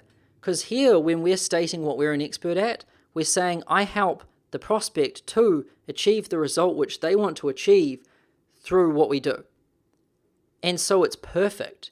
It's like, whoa, this person does exactly what I'm looking for. This is my guy or this is my girl, because we've carefully engineered it that way. And what you want to do is script out how you present yourself and practice it until you can deliver it clearly and in a powerful way. And you want your prospect to think, that's me and that's my situation right now, and I definitely want to achieve that result. And therefore, you must be the expert to help them here. You want your statement here to sound perfect to the prospect. So they're like, this is it. This is exactly what I'm looking for. And when you say your statement, you want to state it powerfully and with conviction, and then just shut up. So you want to practice saying this sentence in front of the mirror, practice with other people, get it really rolling off your tongue smoothly, and say it powerfully and with conviction. And now something quite strange happens. The tempo changes from this point forward. So the dynamics of the conversation kind of shift. And up until this point, you have asked questions and they have responded, and you said okay and then just asked the next question. But now things change. You state what you're an expert at, and then shut up and wait for them to start pulling more from you. And at this point, you have led them into a mental state that they have never been in before. They know they have a problem. You've explored the depths of that problem, and you've dredged up the pain and the emotions that come with that problem. And they know what they want, and you've explored the vision of what they want, and you've explored that desired future. You've also put a data point there. And they know that they can't get there on their own. They've admitted to you that they can't achieve this desired situation which they want, and that they need help.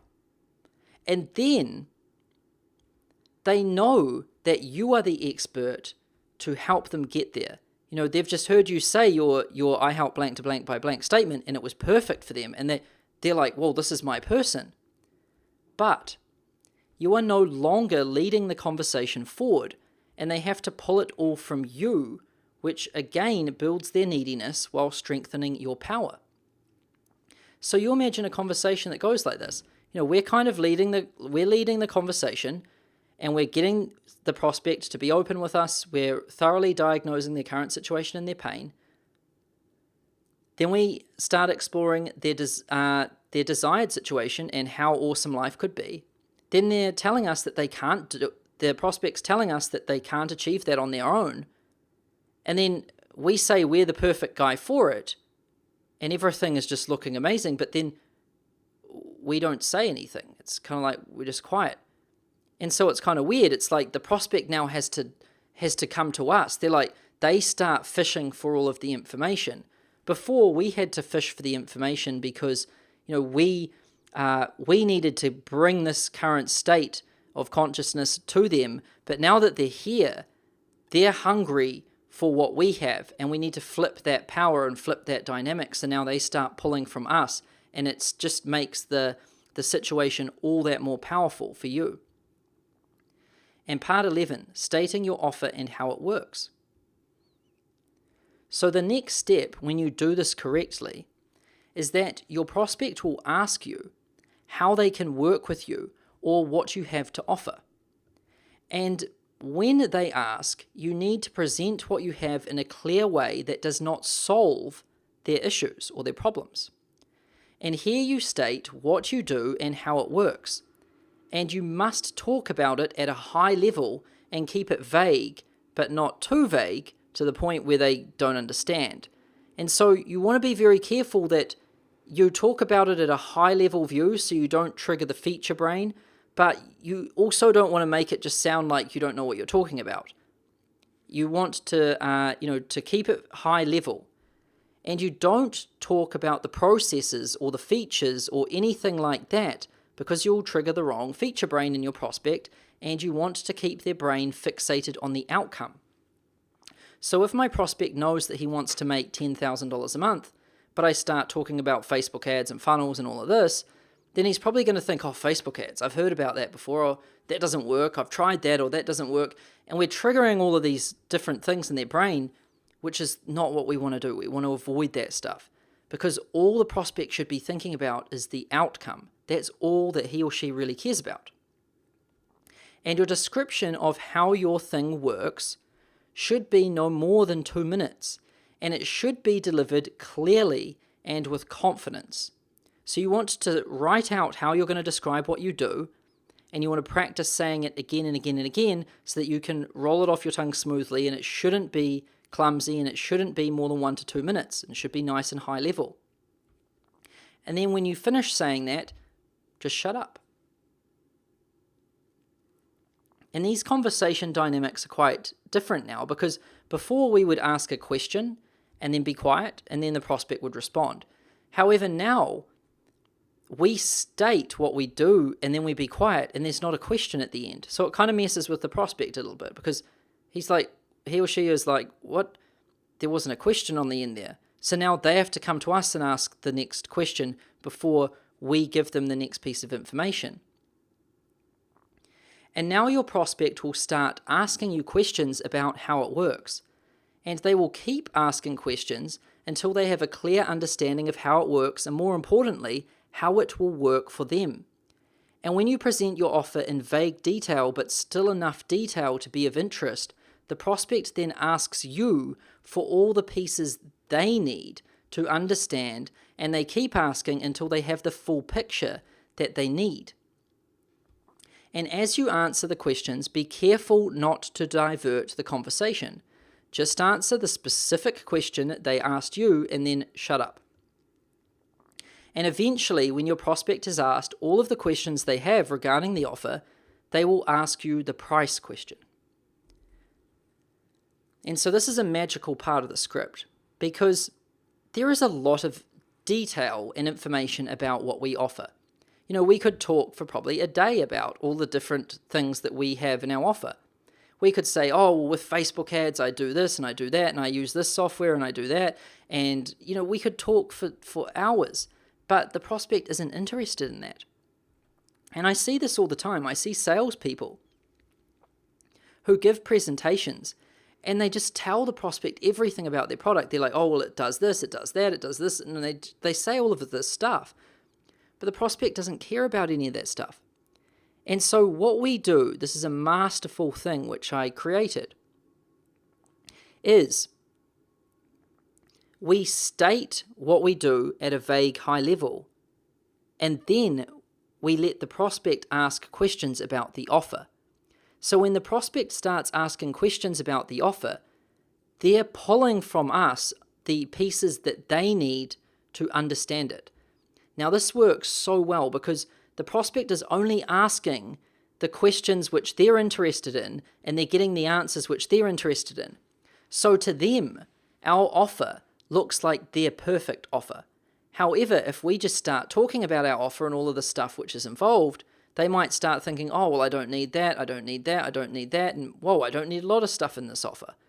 But if we state it vaguely and then they ask us and then we tell them, by the time they've stopped asking their questions, they're like, whoa, this is exactly what I need. This is all of it.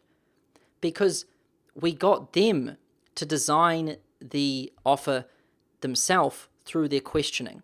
Through their questioning, they were able to pull only the information they wanted to know and leave all the other information out. Of course, in our offer, there is a ton of other stuff, which they will be getting, but there is no point in us explaining all of that stuff to them when they're not interested in it.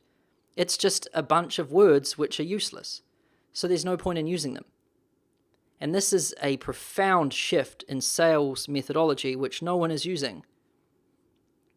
And it is so powerful. And you make sure that you don't ever talk about the price until the prospect is done with all of their questions. And you'll be surprised at how many questions the prospect has when they're trying to understand your offer. So I see salespeople blow this all the time. You know, they start explaining what their offer is, and then once they've finished explaining, they say, oh yeah, and it's $5,000 or it's $2,000 a month or whatever. And the prospect wasn't ready to hear the price. They hadn't got their head around what it was first. So if they didn't know what it was that you were selling, and now they know it's 2,000, well, now they're like, whoa, 2,000, that's expensive. Oh, I don't want that. And they're going to be like, oh, no, actually, I don't need this. I'll see you later. Because you gave them the price at the wrong point.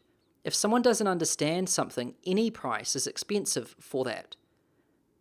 But when someone thoroughly understands something and now they ask for the price, $2,000 could be a steal for it. And so this is another profound shift in sales methodology. We don't say the price. They have to get it from us after they are finished asking us the questions to form a full picture of our offer perfected for them in their situation. Part 12. Stating your price with incentive-based pricing. So this part comes only when your prospect asks for it. So they'll be like, okay, well, how much are we talking here? How much does this cost? And then, if you're selling, if you're selling a one-off service or a one-off coaching program, you could say this first one here. Well, the everyday price for this is $9,800. But I have found that those who make decisions quickly always turn out to be the best clients, and we do amazing work together. So for that reason, I have something called incentive-based pricing, where if you make a decision on the call with me today, I'll knock $4,000 off the investment, and it's just $5,800. And then we shut up. Into silence. And then if we were selling a monthly recurring service, like a monthly retainer service, we could say this. Well, my fee for managing this for you is $2,000 per month, and there is a setup fee of $2,000. But I've found that those who make decisions quickly always turn out to be the best clients, and we do amazing work together. So for that reason, I have something called incentive-based pricing, where if you make a decision on the call with me today, I'll waive $2,000 off the setup fee, and it's just $2,000 a month. And then shut up. And this silence is the most crucial part of your entire call. And you must not cave in, and you must remain silent until the prospect speaks. And sometimes this silence is longer than 1 or 2 minutes. And I'm not joking. I've had silences that are like longer than 2 minutes. I've had to mute the phone because I can hardly keep myself from just making a noise because the silence is so intense. So you just have to be quiet. Once you state the price, zip it. Whatever you do, don't add anything in over the top. And let them squirm under the pressure. This is it. If you get the sales call up until this point and you've done it correctly, this moment here is crucial. And at this point, your prospect knows they have a problem. They know that they know what they want, and they have admitted that they can't get there on their own. And they see you as the leader and the expert with the solution to get them where they want to go. And you covered your offer and let them extract every detail they needed to know about it, and now they have asked you about the investment. And then you stated the price, and then shut up. And now their brain is in serious overdrive, just running mental movies of what might happen if they buy and what might happen if they don't buy. And it's thinking about their bills, like what bills are coming up, what payroll's coming up, or it's thinking about everything. It's thinking about their cash flows, how much money they've got in this account, that account, how much they could pull from this credit card or PayPal. Their brain is just going 1,000 miles an hour. It's just like, they're doing a lot of thinking right here. And they're basically thinking whether they can pull the trigger on the investment. And you must let them sit in the pressure of silence to process this. If you come in and you start saying anything, you'll blow it. You have to let them sit with the pressure. And if they say okay, or okay, well, or anything like that, just remain silent. You'll hear this quite often. You'll hear the prospect say, okay, yeah, okay, and they'll just keep saying like things like that, and you just don't say anything. Be dead silent, because okay isn't an answer. They're trying to get off the hook. By saying okay, they're hoping that you're going to come in and be like, oh yeah, and have you heard about this or whatever, and they're getting out of that tough spot. But you can't say anything. You've just got to be quiet. And it can be hard, so you've got to use that mute button on your phone. Because when you mute it, you can be like, whew, or you can say something, and it kind of lets go of the pressure of that moment. Because otherwise it's quite, for people who are brand new, the silence can be quite a lot of pressure for them. And if they ask if you are still there, say, yes, I am, and then just shut up again. And don't let them get off the hook. If they say, are you there? Be like, yeah, I'm still here. And that's it. They've still got to answer the question about whether they're going to sign up to this program or not, but we're not going to say anything. And this is so powerful. I can't explain how powerful this is. When you can do this, you will feel like Superman on these calls, because it's so powerful. This is how you close. You've got to lead the call the right way, bring it right to this moment, get them to ask you about the price, you state the price, and then you've just got to be quiet. And then you can't say anything. And here's what we're aiming for. Any words that mean, let's move forward with this.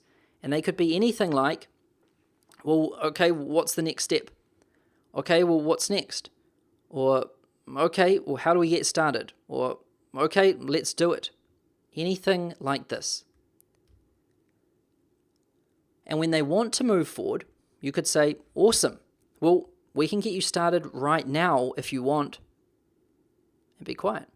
And then the prospect will be like, okay, well, how do we do that? And then okay, well, how do we do the payment? Or words to this effect. And then you say, well, we can do credit card over the phone if you want. And be quiet. And then they'll be like, okay, cool, or okay, let's do it, or any words to this effect.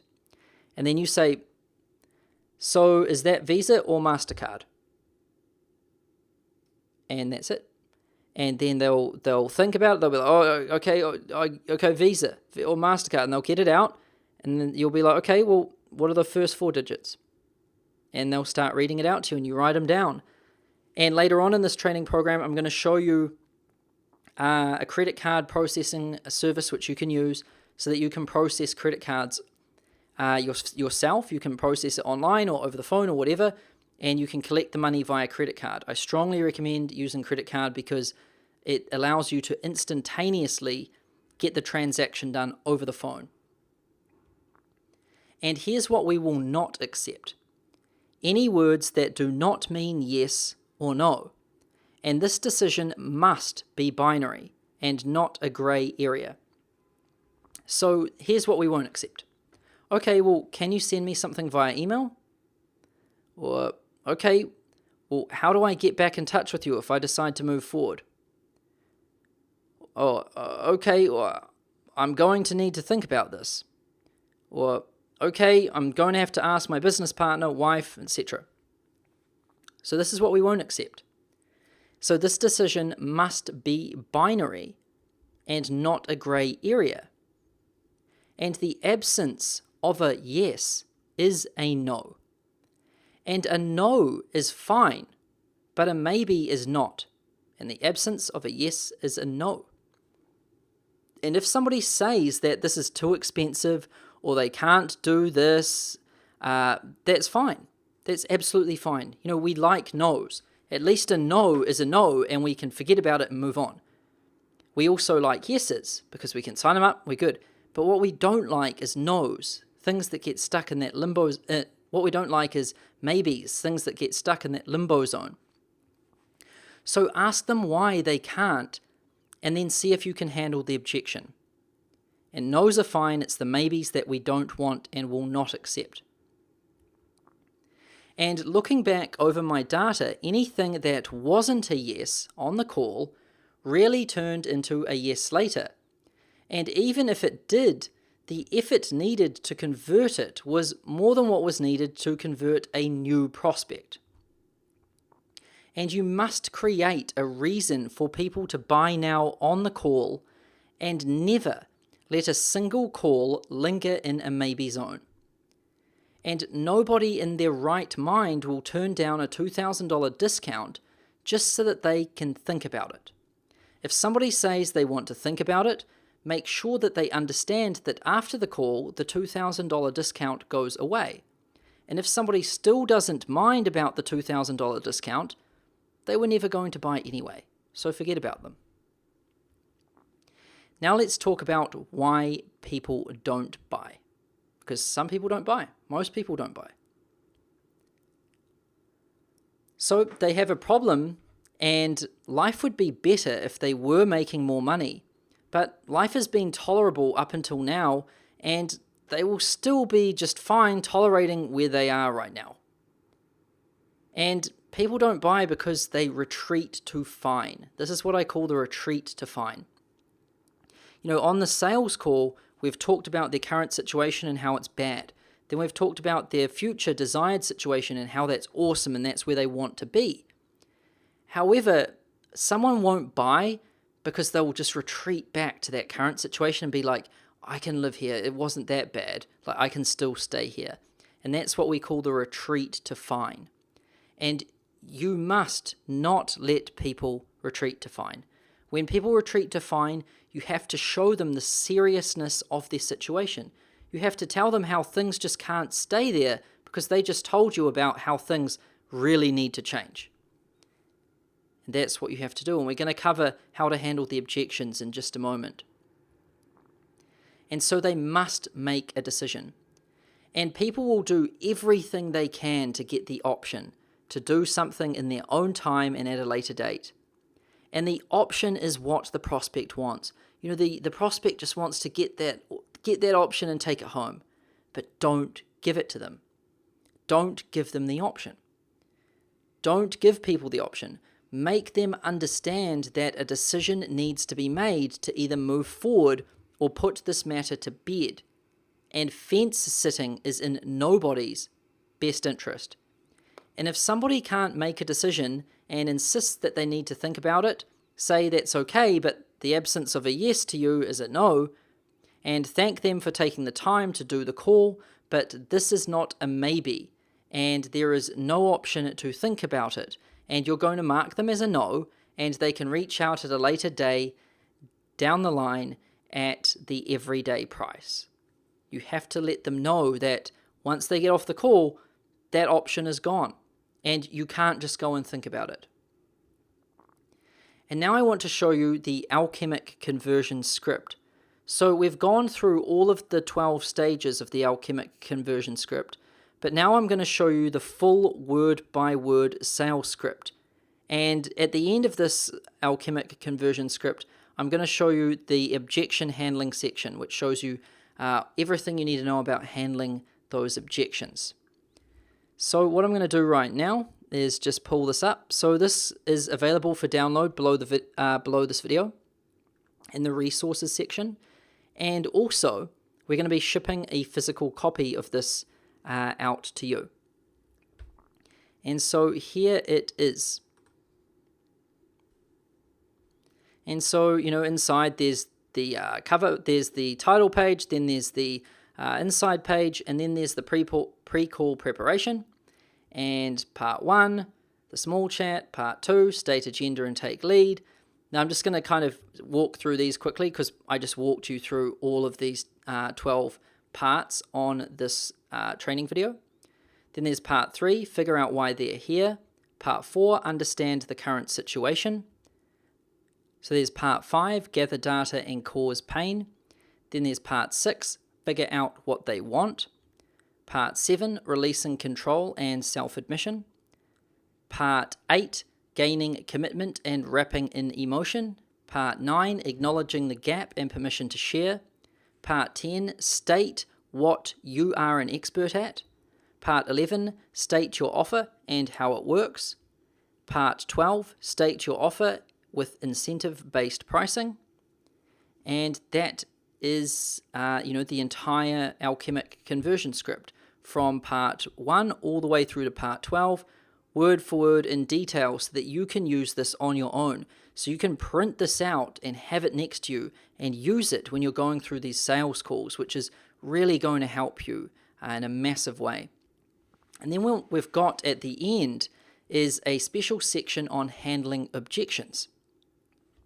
So objections are things which the prospect says when they don't buy. They don't give us a yes, they don't give us a no. They're kind of like somewhere in between. It's either a question where they're fighting back, or they're saying no and we're trying to convert them into a yes. And here are some of the most common ones. How much time do I have to decide? And then we say, well, how much time do you need to decide? And is there something in particular you need to think about that we can discuss right now? And you want to flesh that out and talk about it. And then when you do that, it will likely lead to this. Well, I need time to find the money and look over my finances. I just don't make decisions on the spot. I need to check with my partner or my spouse. And then we can say, okay, great. Well, when specifically will you be talking with your partner or spouse? Or when will you be looking over your finances? Or when will you be sitting down to think about it? And then we can say, perfect. So you will have spoken with your spouse or partner or looked over your finances by noon Eastern tomorrow. And then you could say, awesome, well, I've just added you as a friend on Facebook, and just reach out to me there and get enrolled by noon tomorrow, and I will hold these savings for you until then. And if they can decide in 24 hours or the next day, we just set a specific time and day they need to enroll by and get the incentive price. And we will still give them the incentive price if they enroll within 24 hours. Then the next objection, well, I have no money. Okay, well, we understand that finances can be a challenge, and we always do our best work to work with people in this scenario. Well, let me ask you this. Is this something you really want to do? Because if it's not a good fit, that is okay too. And then they might say, well, oh no, I do want to do it. And then we can say, okay, well, how can we make this happen for you? Then there's the next objection. I can't afford it. Well, tell me more about that, and then let them tell you, really flesh out this answer. Then you could say, okay, so you've shared with me throughout the call that this is exactly what you need to do to move forward. So tell me, how is it that you are going to afford to continue without it? Then they're going to say, well, I can't.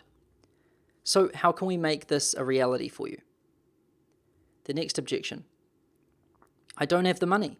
Well, isn't that why you came on the call to begin with? A lot of these training programs or coaching services or consulting services are how a person can make more money in their business. And if someone's got an objection that they don't have any money or they can't afford a way to make more money, there's madness. Like, how can someone not afford to make more money? It doesn't make sense. So we say, isn't that why you came on the call to begin with? Then there's another objection. Once I make some money, then I want to work with you. And then we go, so tell me how that would work, and let them tell you whatever they have to say. Then you could say, okay, so let me see if I've got this right. What you were saying is that you are going to continue to do what you have told me is building your business slowly and isn't even paying your bills, and you're going to continue to do what's not working long enough to someday build up a surplus of cash to invest in what will work. Is that an accurate statement? And then they'll be like, well, that sounds silly. I know. And then we'll be like, well, so how can we make this work for you? The next objection. I need some time to think this over. We say, well, I get that, and I encourage that, and we want this to be a great fit for everyone. Can I ask you this? What haven't we discussed that you still need to think about? That's why I take the time on these calls. I'm here right now to help you make an empowered decision. While you still have me on the phone here, what questions or concerns do you still have that are unanswered? And you can discuss those.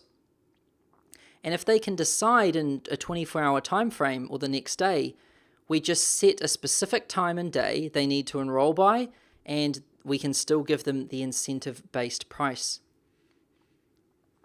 The next objection: it's not a good time. Well, do you mind if I ask you a question about that? When will it be a good time for you to start putting the things you said are most important to you into your life? Or how will you know when it's time to start doing and having the things in your life that you just told me were so important?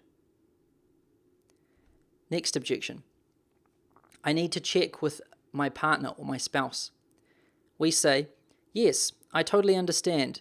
That is very important. So let me clarify here. Are you saying that you are in and you just need to get a sign-off from your spouse or partner and then we are moving forward, or is there something else? And if yes, say, okay, great. Well, when specifically will you guys be able to talk? And then they'll tell you, and they'll be like, perfect. So you will have spoken with your spouse by noon Eastern tomorrow, or by 11 a.m. Pacific tomorrow, whatever they tell you. We just need to get an accurate data point. Okay, you're going to talk to your spouse when? Okay, what time, what day? When will you have a decision by?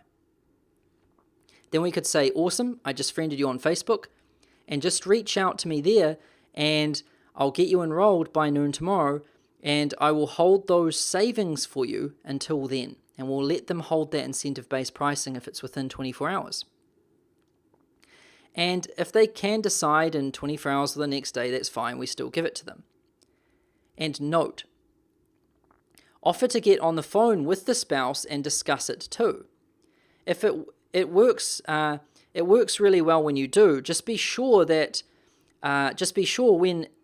if they do come on the phone, that you don't start blabbling about you. Like when they get on the phone, just be like, okay, well, John's told me that he's really interested and that you're having some concerns about signing up. I totally understand that. I respect that. Why don't you tell me what your concerns are, and I'll see if I can help you understand or address anything. And you can help, answer the questions that the spouse or the partner has. And you can start the conversation by asking, great, what questions do you have about us helping your husband or wife, etc.? And you get the point. You don't have to do a whole new strategy session all over again. You just want to get straight to the objections, because the husband or the wife will have explained it to the partner, and the partner will be on the fence with a couple of things, and you just want to cut straight to those objections and handle them so you can get this deal over the line. Now here's another objection. I've been in other programs like this and I still haven't gotten the results I wanted. Well, there's somebody you don't trust, and it's either me or you. Which do you think it is? And let's discuss that. And what specific outcomes would you need to see to make this totally worth the investment of time and resources? What would make this a complete no-brainer for you? And that's exactly what we will be addressing. And the next objection, do you have a guarantee? Absolutely. We guarantee that if you keep doing what you're doing, you'll get the same results. So that's our guarantee. Now, with that said, we also guarantee that our system works. But if you're looking for an out before you begin, then we're probably not a good fit for you, because that's really not the energy that will serve you or us. And it's all good either way. Let's just be clear that you should either commit to this with the attitude that it's going to work for you fully and completely, or you decide that it's not right for you at this time. If it's not a good fit, that's totally okay. But I can assure you this, people who are looking for a reason for something not to work usually find it. And this is very true. If someone's if someone's really looking at reasons why this isn't going to work, they're going to find it anyway. And so it's best just not to deal with those customers at all. And here's the magic question which we can use to, if our prospect's still on the fence and we really need to push them off the fence, we can say this. Look, the real decision that you are making isn't whether or not to coach with me or anyone else out there. That's really irrelevant. The real question and the real decision you have to make is whether or not you are ready to commit to having all of the things that they said that they wanted, which you put in here, or whether or not you want to continue having all of the problems and challenges which they told you about here. And that's the real decision that you are going to be faced with until you are ready to change. And this is a magical question. It makes the decision about gaining what they want in life, not about coaching with you. And like I said, people don't buy your services, people don't buy you, people don't buy your products. People are buying a future. And people are buying out of the current situation and the pain which they're in right now, and they're buying into their desired future and the state which they want to be at. And so the real question is, do you want to stay with all the pain and all the problems, or do you want to make a decision to fix this and to grow into what you've always wanted to be? And that's a powerful question that we can use at the end if we need to get our prospect over the line. And so I just walked you through a bunch of objections and scripted rebuttals which I have put together so that you can handle them. Now, if you come up against other objections, then you should start writing them down and add them into your script. Now, I've done my best to really put in a lot of objections here and show you how to handle them, but you will probably come up with some which I haven't got in this sheet here, and that's totally fine. You can add them in, and you can figure out the best way to respond to them. And if you get some objections and you don't know how to respond to them, well, you can ask in the Facebook group, or you can ask on one of our weekly Q&A calls, which happen twice every single week. And someone will be able to help you there. And over time, we're going to be able to really build on this document and build more and more rebuttals to different objections so that, everyone in this program is armed with an extremely powerful sales script, which has a ton of objections and ways to handle those objections. But right now, as it stands, this script covers a lot. It covers pretty much everything. And so we've got all the different objections, and then we've got the 12 parts of the alchemic conversion script all here in this. So what you can do is you can download this and you can print it off right now. It's available in the resources section. We're also going to ship out a physical copy to your address. And what we're going to do now is we're going to start editing this script so that it really matches you. So what I've given you is my script and what I use, but you might be in a different niche. You might not be selling business growth consulting. You might be selling health and fitness or yoga or meditation or dating advice or relationship advice or any of these different things. And so that's totally fine. The script still works for you. It's still exactly the same. All you need to do is change around some of the words and some of the data points so that it matches exactly what you're selling. Also, there might be some sentences in there which sound a bit funny when you say them. You might be in a different country where the culture is a little bit different or anything like that. That's totally fine. You can adjust the script so that it really fits for you, your niche, and your offer. And that's what we're going to be doing in this next training module right now, which is called Editing Your Script. So in this training video here, I've walked you through the alchemic conversion script, and I've shown you everything that's involved in here. I've stepped you through all of the different stages of the sales call and explained exactly how they work and the psychology at each point. And I've also explained, the science and the psychology behind this conversion script. And this thing is profoundly powerful. And it is, it is going to be a secret weapon for you once you start using this thing. Like I said, I've helped people go from total sales novices who have never sold anything before in their entire life. And I've helped people with stutters, people who are shy, people where English is their second language. You name it, I've seen it. I've helped those people go through this training, master this script, and they've been able to go out there and start converting total strangers into paying clients on the very first phone call, which is something which, is quite a massive transformation for someone to go through. And that's how powerful this thing is. So armed with this script, you are going to be dangerous on the phone. And like I said earlier, it takes some practice. So what I want you to do now is print out that script and practice reading it out loud. And then practice saying the different sentences in front of the mirror. Look at yourself in the mirror and practice reading it. Get the sentences to roll smoothly off your tongue. Get your tonality right. Get the delivery strong and confident. Get the pauses right.